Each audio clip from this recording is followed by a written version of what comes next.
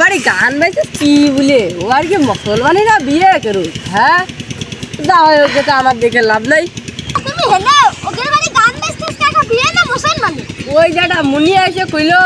মনে হইলো যে ও বাড়ি মনে হয় মুসলমানই কি কইলো হ্যাঁ মুসলমানের কথা কইলো যে ও বাড়ি মুসলমানই বলে ও সেজন্য না গান বাজছিস হ্যাঁ তোমরা এই জায়গা বসে নাছো আমার পয়সা দিন বিয়ে বিয়ে দেওয়া থাকলো ও তাই নাকি হ্যাঁ বিয়ের দাঁত কাট দিলে দিলে তোমার দুই বাপ পিটারি দিলাম দিবা বিচারি এটা হয় নাকি হবে না তোমরা আসে না তোমার জব দরকার নেই দেখো তে সাসা মাতবারের কায়দায় মাতবার দাঁত দিতে গেল দিলাম দেন আর দোস্ত তুই আমার সাথে আসেন তোর দর থাকলো দর থাকলে আমি গেলাম আব্বা তুমি যে কইলে ও বাড়ি বলে মুসলমানি ওই যে কিডা আদমি এসে কে আই গেল বাড়ি মুসলমানি হয় আমি শুনতেই ভুল করেছি আর নাই ওই মুনিটা মানে মিশের কথাই কে গেছে আব্বা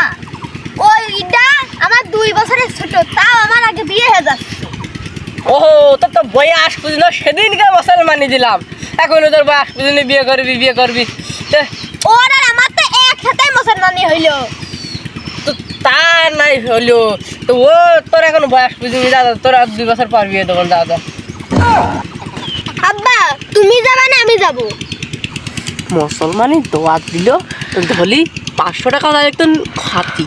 এখন ফ্রি দোয়াত আছে যে বিএন টিএন একটু দেখে আসতে পারবো না সব দেখে সাইডে ঝাড়িও আসতে পারবো না যাই কই গেছে আমি যাবো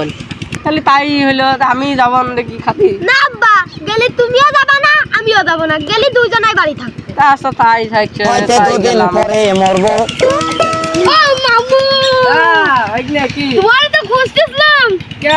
তোমার তো খালি পেয়ে গেলাম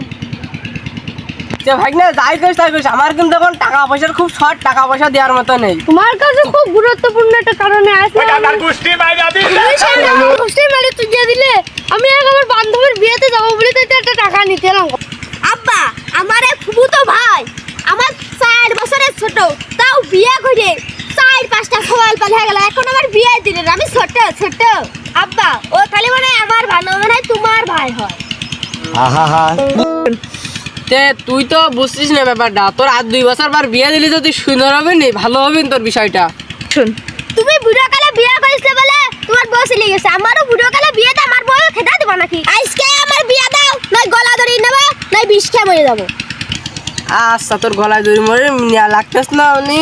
বিষয়টা আমি দেখতেছি তুই এখন যা আমি বিষয়টা একটু দেখতেছি যা আমি ওই যে ঘটকের সাথে কথা কমান দেখি যা আমি বিষয়টা দেখতেছি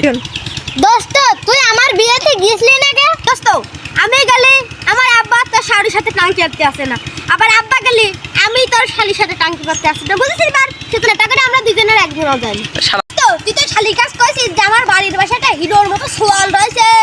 তা উঁচু লম্বা ফিটফাট করেছিস তোর শালির কাছে তো দোস্ত আমার এক শালি আছে উঁচু লম্বা খুব ভালো এই শোন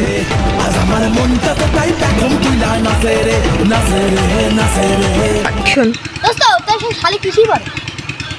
তা দোস্ত আমার এক শালি বিয়ে পাস করে এখন আয়ের পাশে চলতেছে শোন আমার এখন শালি আছে উইসা উইসা খুব ধর তোর এই শালি আমার কৃষি বলে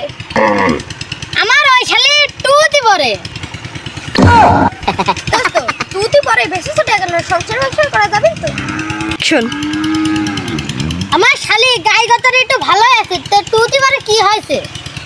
দোস্ত তুই থাকে খাইতে পরে 200 টাকার বিরিয়ানি কিনে খাইবানে তুই সরে এখন পাড়া মুরব্বীদের কাছ থেকে পরামর্শ নিয়ে আসিবে